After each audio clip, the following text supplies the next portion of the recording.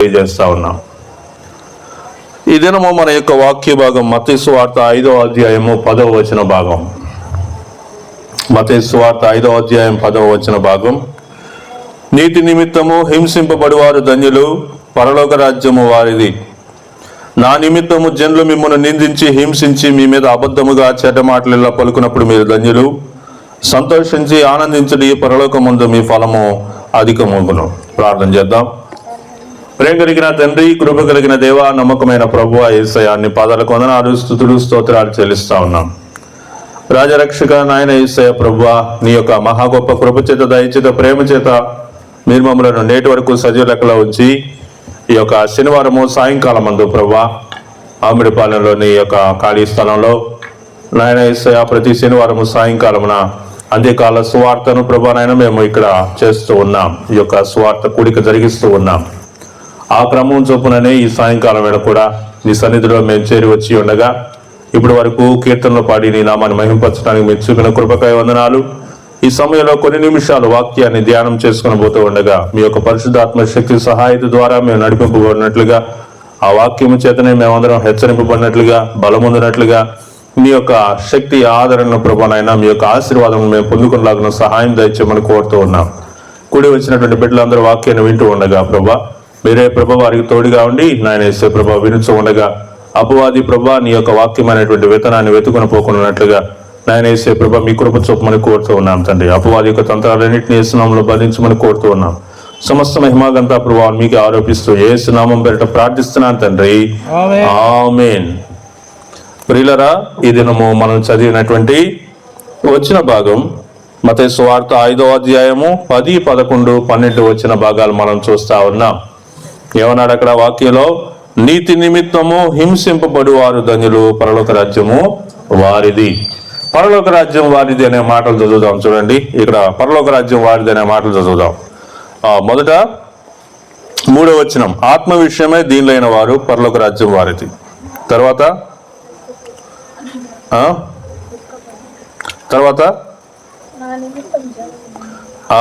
తర్వాత 10వ వచనంలోనే నా నిమిత్తం జనులు మిమ్మల్ని నిందించి హింసించి మీ మీద చెడ్డ మాటలు ఎలా పలుకున్నప్పుడు మీరు ధన్యులు. నీతి నిమిత్తం హింసింపబడి వారు ధన్యులు, పరలోక రాజ్యము వారిది. చూడండి, ఇక్కడ పరలోక రాజ్యం వారిది అని చెప్పేటువంటి విషయాల్లో స్టార్టింగ్ ఎండింగ్ అన్నట్టుగా మనం చూస్తాం అన్నమాట. ప్రారంభంలో ఆత్మ విషయంలో దీనత్వం అన్నాడు. 10వ వచనంలో ఏమన్నాడు? నీతి నిమిత్తము హింసింపబడినటువంటి వాడు ధన్యుడు అనేటువంటి మాట వింటూ ఉన్నాం. ప్రియులరా, మత్తయి సువార్త 5వ అధ్యాయం 1వ వచనం నుంచి 7వ అధ్యాయం 29వ వచనం వరకు ఉన్నటువంటి వచనాలన్నీ కూడా క్రీస్తు ప్రభు వారు కొండ మీద చేసినటువంటి ప్రసంగంలోని మాటలే. కాబట్టి ఈ 2 అధ్యాయాల్లో మీరు ఏం చేస్తే ఏం చేయకపోతే అనేటువంటి విషయాలు ఎక్కువగా మనకు కనిపిస్తాయి అన్నమాట. దొంగిలినటువంటి వాడు ఏం చేయాలి, అబద్ధం చెప్పినటువంటి వాడు ఏం చేయాలా, తల్లిదండ్రులు దూషించినటువంటి వాడు ఏమవుతాడు, ఇలాంటి విషయాలన్నీ కూడా బోల్డ్ విషయాలు కొన్ని సూక్తుల్లాగా ఆయన చెప్తూ ఆ ప్రారంభంలో ఏం చెప్పాడంటే ధన్యతలను వివరించాడు. ప్రారంభంలో ప్రభు వారు ధన్యతలను వివరించి ఆత్మ విషయంలో దీనులైనటువంటి వారు ధన్యులు, వారు పరలోక రాజ్యము వారిది అని చెప్తూ మరి 10వ వచనంలో ఏం చెప్పాడు? నీతి నిమిత్తం హింసింపబడి వారు ధన్యులు, పరలోక రాజ్యము వారిది అనేటువంటి మాట మనం చూస్తా ఉన్నాం. క్రైస్తవులుగా ఎందుకున్నాం మనం? క్రైస్తవ్యం అంటే ఏంటి? క్రైస్తవులుగా మారటానికి, యేసుక్రీస్తుని సొంత రక్షకుడిగా అంగీకరించడానికి కలిగినటువంటి ప్రధానమైనటువంటి కారణం ఏంటి అని మనం ఆలోచిస్తే ప్రధానమైన కారణం ఏంటి చెప్పండి? ఎవరైనా దేనికోసం యేసు ప్రభువుని నమ్ముకున్నారని చెప్తాము? పరలోకం కోసం. దేనికోసం? పరలోకం కోసం. మరి ఈ లోకం వద్దా? ఈ లోకంలో శ్రమలు, శోధనలు, ఇరుకులు, ఇబ్బందులు ఎన్నో ఉన్నాయి కనుక దేవుని యొక్క రాజ్యంలో నెమ్మది అనేది ఎప్పుడూ ఉంటుంది కనుక, ఆయన యొక్క రాజ్యంలో ఆకలి దప్పులు అనేవి లేవు గనక, ఆయన తోటి మనం జీవించేటువంటి యుగ యుగాల కాలంలో శాంతి సంతోషాలను మనం అనుభవిస్తాం కనుక మనకి ఆ జీవితం కావాలని మనం అందరం కూడా కోరుకుంటా ఉన్నాం. పిల్లరా, పరలోక రాజ్యము వారిది అని చెప్తా ఉన్నాడు. పరలోక రాజ్యం వారిది. ఆత్మ విషయంలో దీనత్వము కలిగినటువంటి వారిది, నీతి నిమిత్తము హింసింపబడేటువంటి వారిది పరలోక రాజ్యం. మరి నీతి నిమిత్తము హింసింపబడుట అనేటువంటిది ఏంటో మనము గమనిద్దాం. నీతి నిమిత్తము హింసింపబడుట, నువ్వు చేసిన అపరాధం నిమిత్తం హింసింపబడుట కాదు, నువ్వు చేసినటువంటి తప్పు వలన హింసింపబడటం కాదు. నేను అంటుంది ఏమంటున్నాను, నీతి నిమిత్తము హింసింపబడుట. కాబట్టి నీతి అనేటువంటిది ఏమి తెలియజేస్తా ఉంది? నీతిగా జీవించటం, అబద్ధాలు ఆడకుండా ఉండటం, దొంగతనం చేయకుండా ఉండటం, ఎవరిదైనా ఒక ఆ వస్తువు మనం తీసుకోవడం, వాళ్ళ యొక్క ప్రమేయం లేకుండా మనం తీసుకోవడం, ఆ వస్తువు నాది కదా అంటే ఆ పొరపాటు నా దగ్గరికి వచ్చింది తీసుకో అనకుండా ఇది కూడా నాదే అనేటువంటి తత్వం. కాబట్టి సమాజంలో మనం జీవించేటువంటి క్రమంలో ఎన్నోసార్లు మనం నీతి తప్పేటువంటి పరిస్థితులు ఎదురవుతూ ఉంటాయి. కొన్నిసార్లు మన ఆహారాన్ని కాపాడుకోవడానికి నీతి తప్పుతూ ఉంటాం, కొన్నిసార్లు అలవాటుగా తప్పుతూ ఉంటాం, కొన్నిసార్లు ఎవరు నన్ను చూశారులే, ఎవరేమనుకుంటారులే అనే ఉద్దేశంతో నీతిని తప్పేటువంటి వారిగా ఉంటూ ఉన్నారు. కాబట్టి ఇక్కడ వాక్యంలో నీతి నిమిత్తము హింసింపబడినటువంటి వారు వాళ్ళు ఎవరంటే మొదట ధన్యులు, ధన్యులు, పరలోక రాజ్యము వారిది. నేను ఇంకొక మాట కూడా మీకు చెప్పాలనుకుంటున్నాను. అదేంటంటే పరలోక రాజ్యం వెళ్ళేటువంటి వాళ్ళందరూ ధన్యులే. పరలోక రాజ్యం వెళ్ళేటువంటి వారందరూ వాళ్ళ ట్యాగ్ లైన్కి ముందు ఏముండాలంటే బ్లెస్డ్, దీవించబడిన వాళ్ళు, ధన్యత పొందుకున్నటువంటి వారు, ధన్యులు. ధన్యులు అనేటువంటి మాట చెప్పొచ్చు అన్నమాట. ఎందుకు ధన్యులు? పరలోక రాజ్యం వారిది కనుక, నీతి నిమిత్తం హింసింపబడినటువంటి వారు కనుక, ఆత్మ విషయంలో దీనత్వం కలిగినటువంటి వారు కనుక, ఆ తర్వాత సమాధానపరచబడినటువంటి వారు కనుక. ఇంకా మనము చూస్తే కాబట్టి ఈ విధంగా మనం చూస్తూ ఉన్నాము. ఈ వాక్యాలన్నింటిలో మనకేం కనిపిస్తుందంటే క్రైస్తవులుగా ఉండడం అనేటువంటిదే ఒక ధన్యత. క్రైస్తవులుగా ఉండటం, క్రైస్తవులుగా మార్చబడటం అనేటువంటిదే ఒక ధన్యత. ఎందుకని దాన్ని ధన్యతగా చెప్తున్నానంటే తర్వాత వాళ్ళు ఎక్కడ ఉంటారు? పరలోక రాజ్యంలో ఉంటారు కనుక. అయితే పరలోక రాజ్యంలో బాప్తిసం తీసుకున్న ప్రతి ఒక్కరూ ఉంటారంటే చెప్పలేం. కానీ ఆ పరలోక రాజ్యంలో ఎవరుంటారంటే నీతి నిమిత్తం హింసింపబడినటువంటి వారందరూ పరలోక రాజ్యంలో ఉంటారు. ఆత్మ విషయంలో దీనత్వం కలిగినటువంటి వారు పరలోక రాజ్యంలో ఉంటారు. ఈరోజు మన యొక్క పాయింట్ ఏంటంటే మత్తయి సువార్త 5:10 మనం చూసిన ప్రకారంగా నీతి నిమిత్తము హింసింపబడినటువంటి వారు, హింసింపబడువారు, నీతి నిమిత్తం హింసింపబడేటువంటి వారు ధన్యులు, పరలోక రాజ్యము వారిది అని చెప్తా ఉన్నాడు. ఈ యొక్క విషయాల్ని మనం కొద్దిగా అక్కడ ఉన్నటువంటి పరిస్థితులకు అనుగుణంగా మనం చూద్దాం. వాళ్ళు అందరూ యేసు ప్రభు దగ్గరికి ఎందుకు వచ్చారు? జన సమూహాలు ఆయనను ఎందుకు వెంబడిస్తున్నారు? ఏమన్నా తెలుసా మీకు? జన సమూహాలు యేసు ప్రభు వారిని వెంబడించడానికి కలిగినటువంటి కారణాలు ఏంటంటే ఆయన స్వస్థత చేస్తాడని. ఆయన ఏం చేస్తాడు? స్వస్థత చేస్తాడని. ఆయన బోధ కోసం వచ్చిన వాళ్ళు కాదు చాలా మంది. ఆయన బోధ విన్నటువంటి వాళ్ళు కంటే కూడా ఆయన దగ్గరికి నడిపింపబడుతున్నటువంటి వాళ్ళు, ఆయన దగ్గరికి వచ్చినటువంటి వాళ్ళు ఎవరు అని మనం గమనిస్తే ఎక్కువ మంది ఎవరంటే ఆయన భోజనం పెట్టగలడు, ఆయన ఎడారిలో, ఆయన మరి ఎక్కడ ఆహారం దొరకనటువంటి ప్రాంతంలో ఆయన ఆహారము పెడతాడు, ఆయన దగ్గరికి వెళ్తే ఆహారం దొరుకుతుంది అనేటువంటి ఉద్దేశంతో ఆయనను వెంబడిస్తున్నటువంటి వాళ్ళుగా ఉన్నారు. అయితే ప్రభువారు ఈ మాటలన్నీ కూడా చెప్పడానికి వెనుక కేవలం అదొక్కటే కాదు, కానీ ఆయన యొక్క శిష్యులు ఆయనతోటి ఉన్నారు. ఆయన శిష్యులు ఆయనతోటి ఉన్నారు. 12 మంది శిష్యులు ప్రభుతోటి ఉన్నారు కనుక ప్రభువారు జన సమూహాలతోటి మాట్లాడుతూ తన శిష్యులకు కూడా ఈ విషయాలన్నీ కూడా చెప్తా ఉన్నాడు. ఈ యొక్క ధన్యతలు అనేటువంటి విషయాలన్నింటినీ తన శిష్యులతోటి చెబుతూ ఇక్కడ చివరిగా ఏమంటున్నాడంటే ఈ 10వ వచనంలో నీతి నిమిత్తము హింసింపబడేటువంటి వారు. అప్పటి వరకు క్రీస్తు ప్రభుని వెంబడించినటువంటి వారు ఏర్పరచబడినటువంటి ఈ 12 మందే కాకుండా ఇంకా చాలా మంది శిష్యులు ఉన్నారు. ఎప్పుడైతే ప్రభువారు హింస గురించి, ఎప్పుడైతే ప్రభువారు తన యొక్క మరణాన్ని గురించి, ఆయన పొందబోయేటువంటి శ్రమల గురించి నేను అప్పగింపబడతాను, అప్పుడు నన్ను వాళ్ళు హింసిస్తారు, గాయపరుస్తారు, ఈ మాటలన్నీ ఎప్పుడైతే ప్రభువు చెప్తున్నాడో ఈ మాటలన్నీ వింటున్నటువంటి వాటిలో చాలా మంది ఆయనను మళ్ళీ ఇప్పుడు కూడా వెంబడించలేదు అనేటువంటి మాట మన వాక్యంలో చూస్తాం. కాబట్టి ప్రియులరా, వాక్యంలో నుంచి మనం ఒక వచనాన్ని చూద్దాం. చూడండి 19:28 చూడండి. మత్తయి సువార్త 19వ అధ్యాయము 28వ వచన భాగాన్ని మనం చూస్తే అక్కడ అంటా ఉన్నాడు, యేసు వారితో ఇట్లా, నేను పునర్జన్మమందు మనుష్య కుమారుడు తన మహిమగల సింహాసనం మీద ఆసీనుడై ఉన్నప్పుడు నన్ను వెంబడించిన మీరును 12 సింహాసనముల మీద ఆసీనుల ఇశ్రాయేలు 12 గోత్రముల వారికి తీర్పు తీర్చుదురు. నా నామము నిమిత్తము అన్నదమ్ములనైనను, అక్క చెల్లెండ్రైనను, తండ్రినైనను, తల్లినైనను, పిల్లలనైనను, భూములనైనను, ఇండ్లనైనను విడిచిపెట్టిన ప్రతివాడును 100 రెట్లు పొందును. ఇదియుగాక నిత్య జీవమును స్వతంత్రించుకొనును అనేటువంటి మాట మనం ఇక్కడ చూస్తా ఉన్నాం. కాబట్టి ఆయన తోటి ఉన్నటువంటి శిష్యులకు ఆయన ఇచ్చేటువంటి బహుమానం ఏంటి? ఆయన తోటి ఆయన తోటి ఉండగలిగినటువంటి వారు అని ఎందుకు అంటున్నారంటే, ఆయన శ్రమలలో, ఆయన హింసలలో, ఆయన హింసింపబడుతున్నప్పుడు ఆ హింసలలో కూడా ఆయన తోటి ఉన్నటువంటి వారు అనే మాట నేను మీతోటి చెప్తా ఉన్నా.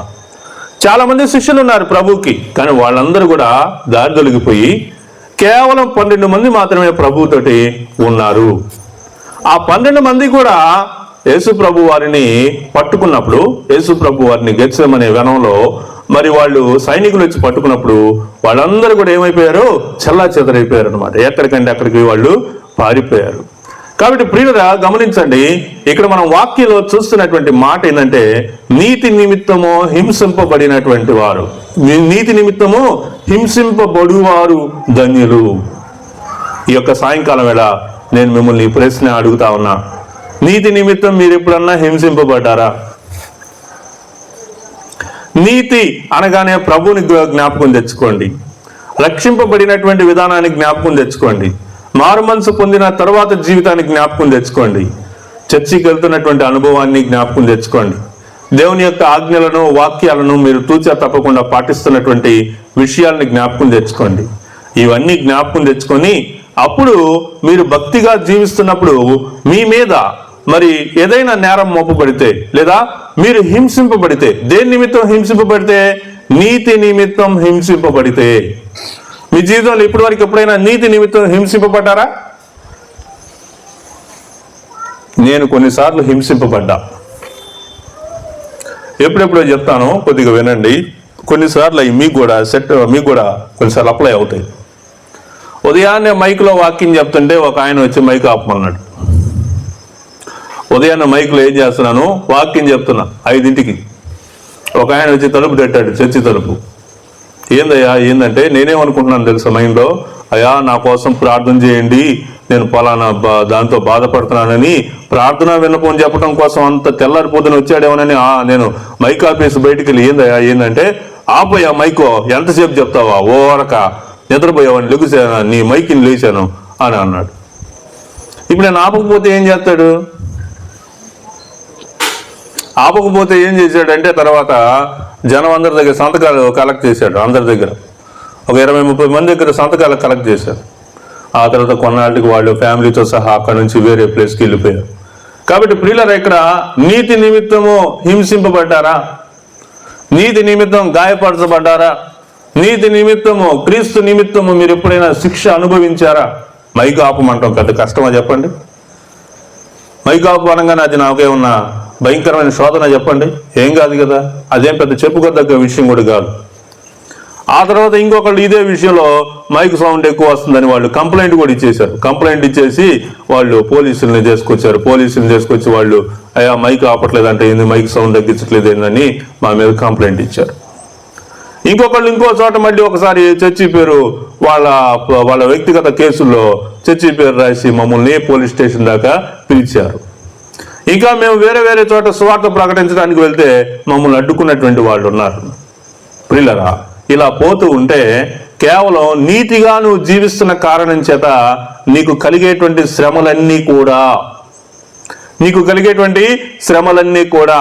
ఏంటి? నీకు కలిగేటువంటి శ్రమలు, ఒకటి, సమయానికి నీకు కావలసినటువంటి ఆహారం అందకపోవటం, సమయానికి నీ బిల్స్ నువ్వు కట్టుకోలేకపోవటం, సమయానికి నువ్వు ఏదైతే అప్పులు తీర్చుకోవాల్సినావో అప్పులు తీర్చుకోలేకపోవటం, అంత మాత్రమే కాకుండా నీ యొక్క విశ్వాసాన్ని బట్టి నువ్వు అనారోగ్యం అనేటువంటిది రావటం, నీ విశ్వాసాన్ని బట్టి నీకు యాక్సిడెంట్లు అవ్వటం, నీ విశ్వాసాన్ని బట్టి నువ్వు దేవునికి దగ్గర అవుతున్న కొలది నువ్వు ఈ భూలోకంలో రకరకాలైనటువంటి విషయాల ఎడల శోధింపబడుతున్నావా?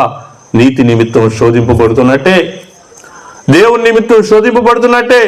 కాబట్టి ఈ విషయాలన్నింటినీ కూడా మనం గమనించినప్పుడు మనం ఏమనుకోవాలా? పరలోక రాజ్యం నాకుంది, పరలోక రాజ్యం నాకుంది. ఎందుకని పరలోక రాజ్యం నాకుంది? నేను ఏమవుతున్నాను? నీతి నిమిత్తము హింసింపబడుతున్నాను. నీతిగా జీవిస్తూ ఉన్నందువల్ల హింసింపబడుతున్నాను, భక్తిగా జీవిస్తున్నందువల్ల హింసింపబడుతున్నాను. నేను నా యొక్క భక్తి జీవితాన్ని నా యొక్క సమాజంలో నేను చూపించుకునేటువంటి క్రమంలో, నా భక్తి జీవితాన్ని నేను నా సమాజంలో కొనసాగించేటువంటి క్రమంలో ఏదో ఒక నింద, ఏదో ఒక కష్టం, ఏదో ఒక అపశృతి, లేకపోతే ఇంకేదైనా కానీ నాకు అడ్డుగా తగులుతా ఉంది. కొన్ని సమయాల్లో నా యొక్క క్యారెక్టర్ని సహితం, అంటే నా యొక్క స్వభావాన్ని సైతం కూడా మరి నేను తప్పుదారిలోకి నడవలసినటువంటి పనుల్లాగా నాకు అనిపిస్తూ ఉన్నాయి. ఈ తప్పు చేస్తే కానీ నా జీవితం గడిచేటట్టుగా లేదు అనేటువంటి పరిస్థితులు. ప్రియులరా, నీతి నిమిత్తం హింసింపబడుట అనేటువంటిది చాలా చాలా గొప్ప విషయం. నువ్వు నిజంగా యేసుక్రీస్తుని అంగీకరించి ఆయన యొక్క మార్గంలో నువ్వు నడుస్తున్నావు అనుకోండి, ఆటోమేటిక్గా నీకు అన్ని కష్టాలే వస్తాయి, అన్ని నష్టాలే వస్తాయి, అన్ని ఇరుకులు ఇబ్బందులే నీకు ఎదురవుతూ ఉంటాయి. వాటిని చూసి చాలా మంది ఏం చేస్తారంటే, నేను క్రైస్తవుడిగా ఉన్నప్పుడే కదా నాకు ఇలాంటి శ్రమ వచ్చింది, నేను యేసుక్రీస్తుని నమ్ముకోవడం వల్లనే కదా నాకు ఈ బాధ వచ్చింది, నేను చర్చికి వెళ్ళడం వల్లనే కదా నాకు సమాజంలో ఇలాంటి పరుగు పోయే పరిస్థితి వచ్చింది అని అనుకుంటా ఉంటాం. అయితే మనం ఏం ఆలోచించాలో తెలుసా? నీతి నిమిత్తం నేనేమవుతున్నాను? హింసింపబడుతున్నాను. నీతి నిమిత్తం హింసింపబడుతున్నాను. ఆ కష్టం ఏదైనా కానీ నీతి నిమిత్తము హింసింపబడుతూ ఉన్నాను కూడా. ఇంకా నేను చెప్పుకుంటా పోతే వివాహాల దగ్గర మనం ఇంకా బోల్డ్ చేస్తాం కదా. వివాహాలు జరిగితే చాలు, ఇంకా దాని దగ్గర మనం చేయనన్ని పనులు లేవు. స్టార్ట్ చేస్తాం. ఎక్కడి నుంచి స్టార్ట్ చేస్తాం చెప్పండి? పెళ్లి కార్డుకి పసుపు పూసే దగ్గర నుంచి స్టార్ట్ చేస్తాం.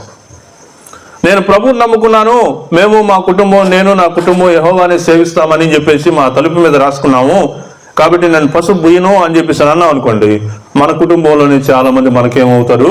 వ్యతిరేకులు అవుతారు. మాది భక్తి కాదా, మేము చేసేది భక్తి కాదా, పూస్తే ఏం పోయింది, శుభకార్యమేగా అని చెప్పేసి అని అంటారు. వాళ్ళ కోసం నువ్వేం చేస్తావు? హింసింపబడతావు. హింసింపబడి ఆటోమేటిక్గా నీ చేత నువ్వే పూసేస్తావు. ఆ తర్వాత నెక్స్ట్ ఇంకా ఏం చేస్తావు? ఇంకా నేను చెప్పుకుంటా పోతే చాలా ఉంటాయి. మీకు తెలుసు, పెళ్ళి అంటే చాలు ఇంకా మీరు చేసే పనులన్నీ కూడా మొత్తం తెలుసు. ఎప్పటికీ క్రైస్తవులైనప్పటికీ, ఎప్పటికీ నీతిగా జీవిస్తున్నప్పటికీ, ఒక సంఘంలో విశ్వాసం అయినప్పటికీ, ప్రభు బల్లో పాల్గొనేటువంటి వాళ్ళు అయినప్పటికీ, ప్రభు కోసం జీవించేటువంటి వాళ్ళు అయినప్పటికీ కూడా నీతి నిమిత్తము కొన్ని విషయాలు మీరు హింసింపబడుతూనే ఉన్నారు. కాబట్టి ప్రియులరా, కొన్నిటిని మనం త్యజించుకోవచ్చు, కొన్నిటిని నేను ఇదే చేస్తా, నేను చేయను అని చెప్పేసి అనుకోవచ్చు. అలా అనుకున్నప్పుడు కొంతమందిని మనం పోగొట్టుకుంటాం. లేదులే నేను చేస్తానులే అని అనుకుంటే అది ఆ హింసలో నువ్వేమైపోయావో పాలిభాగస్తుడు అయిపోయావు అనేటువంటి విషయాన్ని గుర్తుపెట్టుకోవాలా. కాబట్టి ప్రియులరా, ఈరోజు మనం ఆలోచిస్తున్నటువంటి విషయాలు ఏంటంటే, నీతి నిమిత్తము హింసింపబడేటువంటి వారు ధన్యులు, వారు ఏమవుతారండి? పరలోక రాజ్యము వారిది అనేటువంటి విషయాన్ని మనము చూస్తూ ఉన్నాం. ప్రభువారు అక్కడ కూర్చున్నటువంటి ఆ యొక్క కొండ మీద ప్రసంగంలో వచ్చినటువంటి వారందరికీ చెబుతూ, ప్రాముఖ్యంగా ఈ యొక్క వాక్యాలు ఎవరు వినాలి అన్నట్టుగా ప్రభు చెప్తున్నాడంటే, తన శిష్యులు వినాలి అన్నట్టుగా చెప్తున్నాడు. అందుకే శిష్యుల కోసమే ప్రత్యేకంగా మనం, ప్రభువా నేను ఇవన్నీ వదిలేసి నిన్ను వెంబడించి మేము వస్తున్నాం కదా, మాకేంటి లాభం దీనివల్ల అని పేతురు అడిగితే, దానికి ప్రభువారు అక్కడ చెప్పినటువంటి వచనాన్ని మనం చూసాం. నా నిమిత్తం మీరు ఎక్కడ చదివామండి? 19:28 చూడండి. చదివాం కదా మనం. 19:28లో మనం 29లో మనం చూస్తే, నా నిమిత్తము అన్నదమ్ములనైనను, క్రైస్తవులైనందువల్ల అన్నదమ్ములను పోగొట్టుకుంటే, తర్వాత అక్క చెల్లెండ్రైనను, తండ్రినైనను, తల్లినైనను, పిల్లలనైనను, భూములనైనను, ఇండ్లనైనను విడిచిపెట్టిన ప్రతివాడును ప్రభు నిమిత్తం నీవు గనక ఇలాంటివేవైనా వదులుకుంటే, ప్రభు నిమిత్తం, క్రీస్తు ప్రభు నిమిత్తం, ఆయన యొక్క పరిచర్య నిమిత్తం, ఆయనను విశ్వసించినందువలన, ఆయనను నమ్ముకున్నందువలన నీ కుటుంబాన్ని, నీ అన్నదమ్ములను, నీ అక్క చెల్లెళ్ళను, మీ యొక్క ఆస్తిపాస్తుల్ని, భూముల్ని, ఇళ్లను మీరు పోగొట్టుకుంటే దానికి దేవుడు ఏమిస్తాడంటండి? మరలా 100 రెట్లు పొందును, ఇదియుగాక నిత్య జీవాన్ని స్వతంత్రించుకుంటారు. కాబట్టి ప్రియులరా, ఈ దినము నీతి నిమిత్తము హింసింపబడేటువంటి వారు, నీతి నిమిత్తము హింసింపబడేవారు ఒక ఎత్తు, నీతి కోసం అంటే వారి యొక్క సమాజం కోసం నీతి తప్పేవాళ్ళు కూడా ఇంకొకళ్ళు ఉన్నారు. సమాజం కోసం, ఇరుగు పొరుగు వారి కోసం రక్షణను ఏమాత్రం లెక్క చేయనటువంటి వారు కూడా చాలా మంది ఉన్నారు. అయితే నీతి నిమిత్తం నిలబడినటువంటి వారు, నీతి నిమిత్తం నిజంగా హింసింపబడినటువంటి వారు ధన్యులు అనే విషయాన్ని మనము గమనించాలి.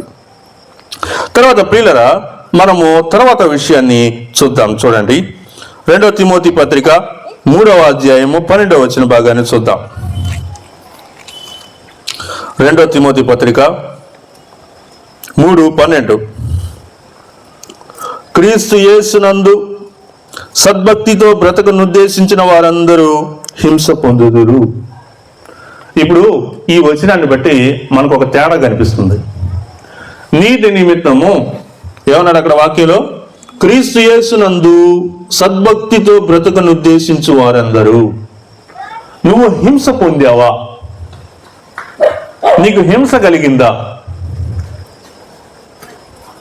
అమ్మా, మీరు ఆలోచించాల్సిన విషయం ఏంటంటే, ఏ క్రీస్తు యేసునందు సద్భక్తితో బ్రతకనుద్దేశించినటువంటి వారు, మీరు గనక క్రీస్తు యేసునందు సద్భక్తితో జీవించటానికి తీర్మానింపబడ్డారు అంటే, సద్భక్తితో నేను బ్రతుకుతాను అని నీవు గనక తీర్మానించుకున్నావు అంటే అప్పుడు నీకేం కలిగింది చెప్పండి? ఏం కలిగిద్దమ్మా? హింస కలుగుతుంది. కాబట్టి హింసింపబడేటువంటి వారు ధన్యులు అని ప్రభువు చెప్పడం వెనుక ఇన్ని పెద్ద కారణాలు ఉన్నాయి, ఇంకా చాలా విషయాలు ఉన్నాయి. కాబట్టి ఇక్కడ మనం ఆలోచించాల్సినటువంటి విషయం ఏంటంటే, నువ్వు హింస పొందుతున్నావు అంటే ఒకటేం చెప్పండి, పరలోక రాజ్యం దేవుడు నీకు ఇస్తాడు. నువ్వు హింసింపబడుతున్నావు, ఆ హింసింపబడేటువంటి విషయాల్లో నీ అన్నదమ్ముల్ని, అక్క చెల్లెండ్లని, బంధువుల్ని, మిత్రుల్ని, మీ యొక్క భూముల్ని, ఇండ్లని, ఇట్లాంటి అన్ని పోగొట్టుకున్నటువంటి వారిగా ఉంటే దాని గురించి ఏమాత్రం దిగులు పడద్దు. దేవుడు అంతకంటే 1000 రెట్లైన ఆయన ఇవ్వగలిగినటువంటి సమర్థుడు. ఇంకా గొప్ప విషయం ఏంటంటే, ఆయన నీకు పరలోక భాగ్యాన్ని ఇచ్చాడని మనం గుర్తుపెట్టుకోవాలి. వాళ్ళు చాలా మంది అన్యులుగా ఉండి వాళ్ళు ప్రభువుని అంగీకరించి క్రైస్తవులుగా మారేటువంటి వాళ్ళు ఉంటారు. వాళ్ళు చెప్పే సాక్ష్యాల్లో మనం ఏం వింటామంటే, నేను యేసుక్రీస్తుని సొంత రక్షకుడిగా అంగీకరించినందువలన మా ఇంట్లో నుంచి నేను వెలివేయబడ్డాను. యేసుక్రీస్తుని నేను సొంత రక్షకుడిగా అంగీకరించినందువలన, యేసుక్రీస్తుని నమ్ముకున్నందువలన, చర్చికి వెళ్ళినందువలన, బైబిల్ నా బ్యాగ్లో, నా యొక్క పరుసులో, నా బ్యాగ్లో బైబిల్ చూసినందువలన నేను క్రైస్తవుని అయ్యానని మా ఇంట్లో వాళ్ళు నన్ను బయటికి వెళ్ళగొట్టేశారు అని చెప్పేటువంటి వాళ్ళు. అరే, నీకు మా యొక్క ఆస్తిపాస్తులో నీకు భాగం కావాలంటే యేసు ప్రభుని వదిలేసాయి అని చెప్పినటువంటి వాళ్ళు చాలా మంది ఉన్నారు. వాళ్ళందరూ యేసు ప్రభు కోసం వాళ్ళ యొక్క ఆస్తిపాస్తులు, వాళ్ళకు ఉండేటువంటి పరిస్థితులన్నిటిని వదులుకొని ఒట్టి బట్టలతోటి మరి దేవుని నమ్ముకొని బయటకు వచ్చిన వాళ్ళు చాలా మంది ఉన్నారు. దేవుడు వాళ్ళని వదిలేస్తాడా? కొన్నిసార్లు వాళ్ళు ఏమనుకుంటారంటే, అంటే వాళ్ళకు వచ్చేటువంటి కష్టాలు, ఇరుకులు, ఇబ్బందులను బట్టి వాళ్ళు ఏమనుకుంటారంటే, మనం తప్పుగా ఆలోచించామేమో, మనం రాంగ్ స్టెప్ వేసామేమో, ఒకవేళ మనం అంటే దేవుని యొక్క ఉద్దేశాన్ని మనం అర్థం చేసుకునేటువంటి విషయంలో గబక్కన తప్పుగా ఆలోచించామనుకుంటా, అందుకే మనం బయటికి రావాల్సి వచ్చింది అని తర్వాత అనుకుంటారు, ఎప్పుడు? వాళ్ళు కష్టాలు అనుభవించేటప్పుడు. కానీ అలా వచ్చినటువంటి వారిని దేవుడు ఎప్పటికీ కూడా విడిచిపెట్టడం. అరే, నా కోసం సద్భక్తితోటి జీవించడం కోసం, నన్ను వెంబడించడం కోసం, నా కొరకు ఈ యొక్క హింసను అనుభవిస్తున్నటువంటి ఈ యొక్క ప్రియ సహోదరుడు, సహోదరిని నేను ఎలా వదిలిపెడతాను అని దేవుడు కొంతకాలం కష్టంలో ఉన్నా కానీ ఆ తర్వాత దేవుడు గొప్పగా ఆశీర్వదిస్తాడు. దేవుని యొక్క మాటలు, దేవుని యొక్క ఉద్దేశాలు చాలా గంభీరమైనటువంటి. దేవుడు నీ నుంచి ఏదైనా ఒక గొప్ప కార్యం చేయాలనుకున్నప్పుడు దేవుడు నిన్ను తప్పకుండా కొన్ని శ్రమల ద్వారా ఆయన నడిపిస్తాడు. మనం శ్రమల్లో ఉన్నప్పుడు ఎందుకు ఇలాంటి కష్టాల్లో ఉన్నామా అని మనం భయపడతాము, బాధపడతాం. కానీ దేవుడు నీ ద్వారా గొప్ప ఆశీర్వాదాన్ని ఇవ్వబోతున్నాడు. నిన్ను ఆయన యొక్క సేవ కొరకు, ఆయన యొక్క ప్రణాళికలో నిన్ను గొప్పవానిగా చేయబోతున్నాడు అనే విషయాన్ని మనము మర్చిపోతూ ఉంటాం. ఉదాహరణకి యోసేపుని మనం తీసుకుందాం. దేవుడు యోసేపుని దీవించాలని అనుకున్నాడు. దేవుడు యోసేపుని దీవించాలని అనుకున్నాడు కాబట్టి ఏం చేశాడంటే యోసేపుకి ఒక ప్రత్యేకతను ఇచ్చాడు. గుర్తుపెట్టుకోండి, నీతి నిమిత్తం హింసింపబడేటువంటి వారి గురించి నేను చెప్తున్నా, వినండి. దేవుడు యోసేపుని దీవించాలని అనుకున్నాడు కాబట్టి యోసేపుకి దేవుడు ఏం చేశాడంటే ఒక ప్రత్యేకతనిచ్చాడు. చెప్పండి, యోసేపుకి ఇచ్చిన ప్రత్యేకత ఏంటి?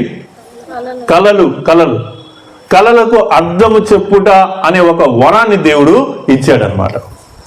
కలలకు అర్థాన్ని చెప్పేటువంటి ఒక వరం అనేటువంటి దేవుడు ఇస్తే ఆ వరం అనేటువంటిది తన సహోదరుల ఎదుట ఎందుకు పనికిరానిది అయిందనమాట. ఒకసారి తనకు వచ్చినటువంటి కళను గురించి తన సహోదరులతో చెప్తుంటే వాళ్ళందరూ కూడా, నువ్వు మమ్మల్ని ఏళ్తావా, మమ్మల్ని నువ్వు ఏలే అంతటోడు అవుతావా అని వాళ్ళందరూ కూడా యోసేపుని బట్టి వ్యసనపడ్డారు. యోసేపుని అవమానించారు, యోసేపుని గద్దించారు. ఒకానొక రోజు యోసేపుని చంపేసేయాలని అనుకున్నారు. కానీ వాళ్ళు ఈ రక్తం మన మీద ఎందుకు అని చెప్పేసి మరి యోధా చెప్పినటువంటి మాటను అనుసరించి మిద్యానీయులకు అమ్మివేశారు. మిద్యానీయులకు అమ్మివేసిన తర్వాత అక్కడి నుంచి మరి మంచి అంటే పోతీఫరు గృహంలోకి వెళ్ళిన తర్వాత, పోతీఫరు గృహంలో కూడా దేవుడు అతనికి తోడుగా ఉన్నాడు కనుక పోతీఫరుకు అతని మీద మంచి హృదయాన్ని, యోసేపును పట్టుకొని మరి అమ్మటానికి, మార్కెట్లో అమ్మటానికి, లేకపోతే అక్కడ స్లేవరీ మార్కెట్లో పెట్టడానికి ముందుగా ఎంత హింస పెట్టుంటారో కదా. అవన్నీ బైబిల్లో అవన్నీ రాయలేదు. కానీ వాళ్ళు ఎంతో హింసించుంటారు, గాయపరుచుంటారు, మరి ఎన్నో క్రూరమైనటువంటి పనులు చేసి ఉంటారు. ఇవన్నీ కూడా బానిసలకు చేసేటువంటి పనులే, బానిసలుగా ఉండేటువంటి వాళ్ళతో చేయించేటువంటి పనులే. కాబట్టి ఇలాంటి క్రూరమైనటువంటి చర్యలు, క్రూరమైనటువంటి పరిస్థితులు యోసేపు మీదకి వచ్చాయి. అయితే దేవుడికి యోసేపు గురించి ఒక ప్రణాళిక ఉన్నది. నీకు గనక శ్రమ సంభవించిందని నీకు అనిపిస్తే, నీతి నిమిత్తం నువ్వు హింసింపబడ్డావని నీకు అనిపిస్తే, నీతి నిమిత్తం నేను ఇప్పటికీ హింసింపబడుతున్నాను, నలుగురు చేత మాటలు అనిపించుకుంటా ఉన్నాను, నలుగురు నన్ను చూసి హేళన చేస్తూ ఉన్నారు, నలుగురు నన్ను చెయ్యెత్తి చూపి ఓ నువ్వు కదా అని అవమానంగా నేను చూస్తూ ఉంటే భయపడద్దు. నువ్వేం ఆలోచించాలి చెప్పండి? నేను నీతి నిమిత్తం హింసింపబడుతున్నాను, సద్భక్తిగా జీవించాలని తీర్మానించుకున్నాను కాబట్టి హింసింపబడుతున్నానని నీ హృదయం నీకు చెప్తే నువ్వేం ఆలోచించాలా? ఫస్ట్ విషయం ఏం ఆలోచించాలా? నీతి నిమిత్తం హింసింపబడేటువంటి వాళ్ళు ధన్యులు. రెండో విషయం ఏం ఆలోచించాలి? పరలోక రాజ్యం వారిది. మూడో విషయం ఏం ఆలోచించాలి? అంతకంటే నువ్వు ఆ ప్రభు నిమిత్తము, నీతి నిమిత్తము ఈ భూలోకంలో ఏది పోగొట్టుకున్నా, ఎంత అవమానింపబడినా అంతకు 100 రెట్లు నువ్వేమవుతావు? దీవించబడతావు. పిల్లరా, ఈరోజు మనం ఈ విషయాలను మనము ఆలోచిస్తా ఉన్నాం. ఫిలిప్పీలకు రాసిన పత్రిక 1:29 చూడండి. ఫిలిప్పీలకు రాసిన పత్రిక 1:29 ఎలయనగా మీరు నా యందు చూచినట్టు నా నామమందున్నదని మీరిప్పుడు వినుచున్నట్టు పోరాటము మీకును కలిగి ఉన్నందున క్రీస్తునందు విశ్వాసం ఉంచుట మాత్రమే కాక ఆయన పక్షమున శ్రమపడుటయు ఆయన పక్షమున మీకు అనుగ్రహింపబడెను. ఆయన ద్వారా మనం పొందుకునేటువంటి ఆశీర్వాదము మనకు కావాలనుకున్నప్పుడు ఆయనతోటి శ్రమ పొందటం కూడా గొప్ప విషయంగానే భావించాలి. శ్రమ అనుభవించడం అనేటువంటిది గొప్ప విషయంగా భావించాలి. నీకు కలుగుతున్నటువంటి హింస, నీకు కలుగుతున్నటువంటి శ్రమ దాన్ని బట్టి నువ్వేం చేయాలా? సంతోషించాలా. ఈ రోజుల్లో క్రైస్తవులు ఎలా ఉన్నారంటే వాళ్ళకి కేవలం ఆశీర్వాదాలు కావాలి. ఈ రోజులో ఉన్న క్రైస్తవులుగా ఉండేటువంటి వాళ్ళు ఏం కోరుకుంటున్నారంటే ప్రవచనాలు కోరుకుంటున్నారు. ఈ రోజులో ఉండేటువంటి క్రైస్తవులు ఎవరిని కోరుకుంటున్నారంటే పాస్టర్లను కోరుకోవట్లా, ప్రవక్తలను కోరుకుంటున్నారు. ప్రవక్తల దగ్గరికి పరిగెత్తుతున్నారు. ఆ ప్రవక్తలకు బోల్డ్ డబ్బులు ఇచ్చి ఏమడుగుతున్నారంటే ప్రవచించమని అడుగుతున్నారు, దీవించమని అడుగుతున్నారు, జరగబోయే విషయాలు చెప్పమని అడుగుతున్నారు. జరగబోయే విషయాల గురించి ముందుగానే అడుగుతున్నారు. జరగబోయే విషయాలు ఏ విషయం చెప్తే మీకు సంతోషం కలిగిద్దండి? నువ్వు ప్రార్థనకు వచ్చావు, వెళ్తున్నప్పుడు జాగ్రత్త, నీకు యాక్సిడెంట్ కాబోతుంది అన్నాడు అనుకోండి, మీకు సంతోషమేనా? సంతోషమేనా? ఈ నెల నువ్వు తీర్చాల్సిన అప్పులు నువ్వు తీర్చలేకపోతావు కాబట్టి నీకు నష్టం వచ్చింది జాగ్రత్త అనే ప్రవచనం చెప్పాడు అనుకోండి, మీకు సంతోషం ఉండదా? కాబట్టి ఆ ప్రవచనం చెప్పేటువంటి ఆయన మీకోసం ఏం చెప్తాడంటే నిజాలు ఎప్పటికీ చెప్పాడు, నిజాలుగా చెప్పారు. ఏం చెప్తారు? ఏం చెప్తారు? షుగర్ కోటెడ్ వర్డ్స్ అంటారు. బైబిల్లో ఆ మాటలు ఏమంటారు? షుగర్ కోటెడ్ వర్డ్స్ అంటే చక్కెర కలిపినటువంటి మాటలు అని తెలుగులో అంటాం మనం. అయితే ఇక్కడ మనం ఏం ఆలోచించాలంటే వాళ్ళు మీరు దీవించబడతారనే చెప్తారు. నువ్వు బాగా ఫుల్గా ఇప్పుడే ఫ్రెష్గా పాపం చేసిపోయినా ఏం చెప్తారు చెప్పండి? నువ్వు బాగా దీవించబడతావనే చెప్తారు. కొంతమందికి అవి జరుగుతాయి కూడా. కొంతమందికి అవి జరిగినప్పుడు నిజం అనుకోవాలా? కాదు. మీరు గమనించాల్సింది ఏంటంటే మనం మన యొక్క బాడీలో మన బాడీలో ఎలా ఉంటుందంటే నువ్వు భలే అందంగా ఉన్నావు అని నన్ను అన్నావు అనుకోండి, ఆటోమేటిక్గా సంతోషం కలిగిద్ది. ఆటోమేటిక్గా ఏం కలిగిద్ది? సంతోషం కలిగిద్ది. నువ్వు భలే దరిద్రంగా ఉన్నావే, స్నానం చేయలేదా అన్నావు అనుకోండి, బాధ వేసిద్ది. ఏమనిపించింది? బాధ వేసిద్ది. అరే ఇదేంటి, నేను ఇప్పుడే కదా ఫ్రెష్ అయ్యి వచ్చాను, అయినా నేను మురిగ్గా ఉన్నాను అంటాడేంటి అని బాధ వేసిద్ది. అంటే మన యొక్క మైండ్కి ఆ విషయాలు అర్థమవుతాయి. ఒకళ్ళు మన గురించి మంచిగా మాట్లాడితే మన హృదయం దాన్ని బట్టి సంతోషించుద్ది. ఒకళ్ళు మన గురించి చెడ్డగా మాట్లాడితే దాన్ని బట్టి మన హృదయం ఏమవుద్ది? దుఃఖంగా ఫీల్ అవుద్ది అనమాట, బాధగా ఫీల్ అవుద్ది. ఇప్పుడు నేనేం చెప్పాలి? నీ గురించి మంచి విషయాలే చెప్పాను అనుకోండి, అప్పుడు నీ హృదయం ఏమవుద్దంటే సంతోషించుద్ది. నీ హృదయం సంతోషించడమే కాకుండా ఆ మాట ఒక దైవజనుడు చెప్పాడు అనేటువంటి విషయాన్ని బట్టి నీ హృదయం ఎప్పుడు ఇంక దాని గురించి ఆలోచిస్తూ ఉంటుంది.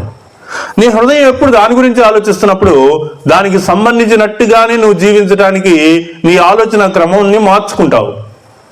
అలా మార్చుకున్నప్పుడు ఆటోమేటిక్గా కొన్నిసార్లు ఆ పనులు జరుగుతాయి అన్నమాట. దీన్ని ఏమంటారంటే పాజిటివ్ థింకింగ్ అంటారు. ఏమంటారు? పాజిటివ్ థింకింగ్ అంటారు. కాబట్టి ఈ పాజిటివ్ థింకింగ్ అనేటువంటి ఫిలాసఫీ ప్రకారంగా కొన్ని పనులు అయితే జరుగుతాయి, కానీ అవి దేవుని యొక్క కార్యాలని మనం గట్టిగా చెప్పలేము. ప్రియులారా, మనము ఈరోజు చదువుతూ ఉన్నటువంటి మాటల్లో నీవు గనక క్రైస్తవుడు అయితే, నువ్వు గనక విశ్వాసి అయితే నీకు కలిగేటువంటి విశ్వాసంలో శ్రమలు శోధనలు కూడా ఉంటాయి. నేడు ఉన్నటువంటి క్రైస్తవుల్లో చాలా మంది కేవలం ఆశీర్వాదాల కోసం మాత్రమే ఎగబడే వాళ్ళుగా ఉంటున్నారు. వాళ్ళకి ఏం కావాలి చెప్పండి? ఆశీర్వాదాలు మాత్రమే కావాలి అనేటువంటి వారిగానే ఉంటా ఉన్నారు. ప్రియులరా, మనకి ఆశీర్వాదాలు దేవుడు మెండుగా ఇస్తాడు. ఆయన చెప్పినటువంటి వాగ్దానాలన్నీ ఆశీర్వాదాలే. అయితే శ్రమ కూడా మనకి సంభవిస్తుంది. క్రైస్తవుడు అయినందుకు శ్రమ కూడా ఉంటుంది. ఎవరిని ప్రభు శ్రమ పెడతాడు అంటే ఆయన ఎవరినైతే మిక్కిలిగా ప్రేమిస్తాడో వాళ్ళని శ్రమ పెడతాడు. ఆయన ఎందుకు శ్రమ పెడతాడంటే నువ్వు శ్రమ పడాలనేది ముఖ్య ఉద్దేశం కాదు. ఆ శ్రమ నుంచి నువ్వు బయటికి రావడానికి ఏం చేస్తావు అనేది ఇక్కడ ముఖ్యమైన ఉద్దేశం. నాకు ఒక శ్రమ కలిగింది, ఆ శ్రమలో నుంచి నేను బయటపడటానికి నేను తీసుకునేటువంటి నిర్ణయం ఏంటి? మనం చేయాల్సిన నిర్ణయం ఒకటే, ప్రభువు పాదాల దగ్గర వేడుకోవటం. ప్రభువా, నాకు ఈ శ్రమ సంభవించింది, మీలో ఎవరికైనా శ్రమ సంభవించినా వాడేం చేయాలా సంఘపు పెద్దల్ని పిలిపించి ప్రార్థన చేయాలా అనేటువంటి మాట మనం చూస్తూ ఉన్నాం. కాబట్టి ప్రార్థనలో సమయం గడుపుతావా లేదా? నీకు శ్రమ సంభవిస్తే ఆ శ్రమ అనేటువంటి దాని నుంచి బయటపడటానికి, శ్రమలో నుంచి బయటికి రావడానికి నువ్వు తీసుకునేటువంటి నిర్ణయం ఏంటి అనేది ప్రభు ఆలోచిస్తాడు. మనకు శ్రమ కలిగినప్పుడు మనం ఆ శ్రమను ఏం చేయాలా? నీ భారము యెహోవా మీద మోపుము, ఆయనే దాన్ని ఆదుకుంటాడు. కనుక మన యొక్క భారాన్ని, మన యొక్క శ్రమను, మన యొక్క శోధనను, మన యొక్క హింస యావత్తు మనం ప్రభు మీద మోపుతామా లేదా అనేది దేవుడు చూస్తాడు. కాబట్టి మనకు శ్రమ కలిగినప్పుడు, హింస కలిగినప్పుడు, మన యొక్క హృదయం కొన్ని విషయాలను బట్టి ఆందోళన చెందుతున్నప్పుడు, దాన్ని బట్టి మనం ఆ కంగారు పడిపోయి, దాన్ని బట్టి మనం ఇబ్బందికరమైనటువంటి పరిస్థితులకు వెళ్ళిపోయి, యేసు ప్రభు నమ్ముకోవటం వల్లనే కదా నాకు ఈ శ్రమ, నేను నీతిగా జీవించడం వల్లనే కదా నాకు ఈ దుఃఖం అనేటువంటి ఉద్దేశాలతో మనం ఆలోచిస్తాం, మనం కృషించిపోతామా? లేకపోతే కలిగేటువంటి శ్రమ, చింత యావత్తు ఆయన మీద మోపుతామా లేదా అనేది ప్రభు మనల్ని పరీక్షించి చూస్తాడు. కాబట్టి ప్రియులరా, శ్రమ సంభవిస్తే, బాధ కలిగితే, క్రైస్తవుడు అయినందుకు హింస అనుభవిస్తూ ఉంటే, విశ్వాసు అయినందుకు హింస కలుగుతూ ఉంటే దాని గురించి ఏం భయపడాల్సిన అవసరం లేదు. కానీ ఒక చిరునవ్వుతోటి నువ్వు 3 విషయాలు గుర్తుపెట్టుకోవాలా. ఒకటి, నువ్వు ధన్యుడు అని గుర్తుపెట్టుకోవాలా. రెండోది ఏం చెప్పండి? నీకు పరలోక భాగ్యం ఉందని గుర్తుపెట్టుకోవాలా. మూడోది ఏంటంటే, నీ భారాన్ని ప్రభు మీద మోపితే ఆయన ఏం చేస్తాడు? దాని నుంచి నీకు విడుదల ఇస్తాడు. మనకు కలిగేటువంటి హింస అంతటిని కూడా, మనకు కలిగేటువంటి ప్రతి ఒక్క శోధన అంతటిని కూడా మనం ప్రభు మీద మనం మోపగలిగే వాళ్ళమా? ప్రార్థనలో మనం చూపగలిగే వాళ్ళమా? మన యొక్క పోరాటం అనేటువంటిది ప్రార్థనలో నుంచి చేయాలి. మనకి హింస కలిగితే ఆ హింస నుంచి బయటకు రావడానికి ఎవరితో పోరాడాలా? ప్రార్థనలో పోరాడాలి. ప్రార్థనలో మనం పోరాడినప్పుడు అది మనకు చాలా గొప్ప విషయంగా మనకి ఉంటది. ఆ హింసలో నుంచి మనం విజయవంతులం అవుతాం, విజయం పొందుతాము. అయితే ప్రియులారా, మనం కనుక హింసింపబడేటువంటి వారిగా ఉన్నామా లేదా అనేది మనం గుర్తుపెట్టుకోవాలి. కాబట్టి శ్రమలు, శోధనలు, ఇరుకులు, ఇబ్బందులు ఇలాంటి ఎన్ని కలిగినా దాన్ని బట్టి మనము చింతించాల్సినటువంటి అవసరం లేదని వాక్యం మనకు తెలియజేస్తూ ఉంది. ఒక వచనం చదువుదాం, చూడండి. హెబ్రీయులకు రాసిన పత్రిక 11వ అధ్యాయం 32వ వచనం నుంచి 11:32 నుంచి చూసినప్పుడు ఇక్కడ మనము విశ్వాసులు అనేటువంటి వారి ఈ 11వ అధ్యాయం అంతట్లో కూడా మనం విశ్వాస వీరులను చూస్తాం. విశ్వాస వీరుల పట్టి అని కూడా అంటారు. ఈ విశ్వాస వీరుల పట్టిలో మనం కొంతమందిని గురించినటువంటి విషయాలు మనం చూద్దాం. వీళ్ళందరూ ఎవరంటే పరలోక రాజ్యాన్ని స్వతంత్రించుకున్నటువంటి వారు. వీళ్ళందరూ ఏం చేశారో మనం చూద్దాం. అక్కడున్న వచనాలను చూద్దాం. ఇక ఏమి చెప్పుదును? గిద్యోను, బారాకు, సంసోను, యెఫ్తా, దావీదు, సమూయేలు వారిని గూర్చినటువంటి ప్రవక్తలను గూర్చి వివరించుటకు సమయము చాలదు. వారు విశ్వాసము ద్వారా రాజ్యములను జయించిరి, నీతి కార్యములను జరిగించిరి, వాగ్దానములు పొందిరి, సింహముల నోలను మూసిరి, అగ్ని బలమును చల్లార్చిరి, ఖడ్గదాలను తప్పించుకొనిరి, భక్తిహీనులుగా ఉండి బలపరచబడిరి. భక్తిహీనులుగా ఉండి ఏమయ్యారండి? బలపరచబడ్డారు. ఇంకా యుద్ధంలో పరాక్రమశాలులైరి, అన్యుల సేనలను పారదోలిరి, స్త్రీలు మృతులైన తమ వారిని పునరుద్ధానమందు మరలా పొందిరి. ఆ 35వ వచనంలో చూడండి. కొందరైతే మరి శ్రేష్టమైన పునరుద్ధానము పొందగోరి విడుదల పొందనొల్లక యాతన పెట్టబడిరి. మరికొందరు తిరస్కారములను, కొరడా దెబ్బలను, మరి బంధకములను, ఖైదును అనుభవించరి, రాళ్లతో కొట్టబడిరి, రంపములతో కోయబడిరి. ఈ విధంగా మనం చూస్తూ ఉంటే ప్రియులరా, శోధింపబడిరి, ఖడ్గముతో చంపబడిరి, గొర్రె చర్మములను, మేక చర్మములను వేరు చేసి దరిద్రులయ్యుండి శ్రమపడి హింస పొందుచు అడవులలోను, కొండల మీదను, గుహలలోను, సొరంగముల్లోనూ తిరుగులాడుచు సంచరించరి. అట్టి వారికి లోకము యోగ్యమైనది కాదు. వీరందరూ తమ విశ్వాసము ద్వారా సాక్ష్యము పొందిన వారైనను మనము మనపూర్ణులు కాకుండా నిమిత్తము దేవుడు మన కొరకు మరి శ్రేష్టమైన దానిని ముందుగా సిద్ధపరిచెను గనుక వీరు వాగ్దాన ఫలము అనుభవింపలేదు. కాబట్టి ప్రియులరా, మరి శ్రేష్టమైనటువంటి వాగ్దానమును మరి శ్రేష్టమైనటువంటి దానిని వాళ్ళు పొందుకొనగోరి వాటిని అనుభవించకుండానే మరి ఈ లోకాన్ని విడిచి వెళ్ళారు. వీళ్ళందరూ మనం పోల్చి చూస్తే మన విశ్వాసం యొక్క స్థాయి, వాళ్ళ యొక్క విశ్వాసం యొక్క స్థాయి ఏంటో మనం ఆలోచించుకోవచ్చు కదా. ఒకసారి ఆ మాట నేను మరలా చదువుతాను, చూడండి. మనం గిద్యోను లాంటి వాళ్ళమా? గిద్యోను లాంటి విశ్వాసం మనకున్నదా? బారాకు, సంసోను, యెఫ్తా, దావీదు, సమూయేలు, ఈ విధంగా చెప్పుకుంటా ఉంటే చాలా మంది వాళ్ళందరి యొక్క విశ్వాసంతో మన విశ్వాసాన్ని పోల్చి చూస్తే మనం ఏమాత్రపు వాళ్ళమండి. కేవలం ఈ భూలోకంలో యేసుక్రీస్తుని సొంత రక్షకుడిగా అంగీకరించి మారు మనసు పొంది శ్రమలు, శోధనలు, ఇరుకులు, ఇబ్బందులని మనం ఆలోచించుకుంటూ పలుమార్లు మనలను మనం గాయపరుచుకుంటూ దారి తప్పిపోతూ ఆయన యొక్క మార్గాన్ని విడిచినటువంటి వారిగాను, ఆయన దారి తప్పినటువంటి వారిగాను మనలను మనం కనపరుచుకుంటున్నాం.